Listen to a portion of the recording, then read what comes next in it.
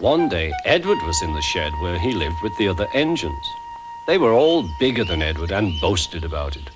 "The driver won't choose you again," said Gordon. "He wants strong engines like us." But the driver and fireman felt sorry for Edward. "Would you like to come out today?"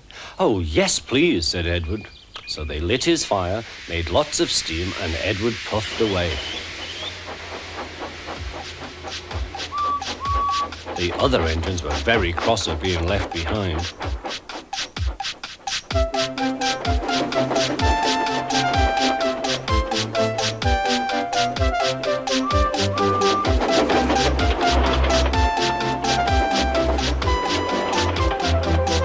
Edward worked hard all day. The coaches thought he was very kind, and the driver was very pleased.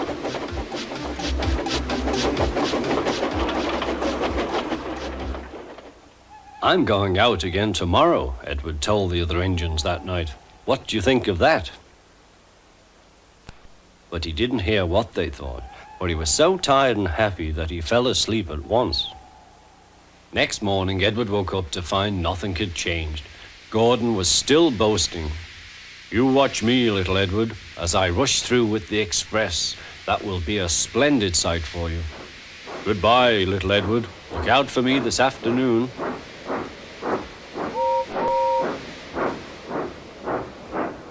Edward went off to do some shunting. He liked shunting. It was fun playing with freight cars. He would come up quietly and give them a push. Then he would stop and the silly freight cars would go bump into each other. "Oh," they cried, "whatever is happening?"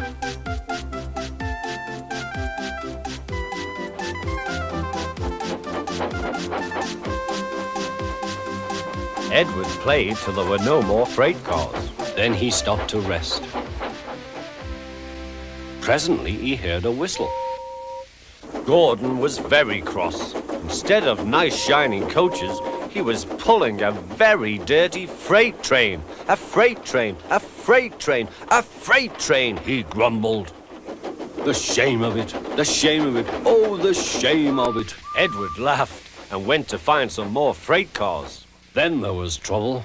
"Gordon can't get up the hill," the porter called to Edward's driver. "Will you take Edward and push him, please?" They found Gordon halfway up and very cross. His driver and fireman were talking to him severely. "You're not trying." "I can't do it," said Gordon. "The noisy freight cars hold an engine back so." Edward's driver came up. "We've come to push." "No use at all," said Gordon. "You wait and see," replied Edward's driver.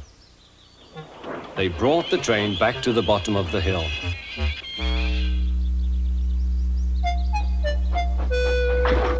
"I'm ready," said Edward. "No good," grumbled Gordon.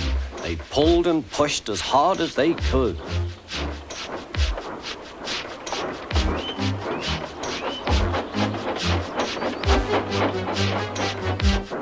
"I can't do it, I can't do it, I can't do it," puffed Gordon. "I will do it, I will do it, I will do it," puffed Edward. Edward pushed and puffed and puffed and pushed as hard as ever he could. And almost before he realized it, Gordon found himself at the top of the hill. "I've done it, I've done it, I've done it," he said proudly. He forgot all about kind Edward and didn't say thank you. Edward was left out of breath and far behind, but he was happy because he had been so helpful. At the next station, he found that the driver and fireman were very pleased with him.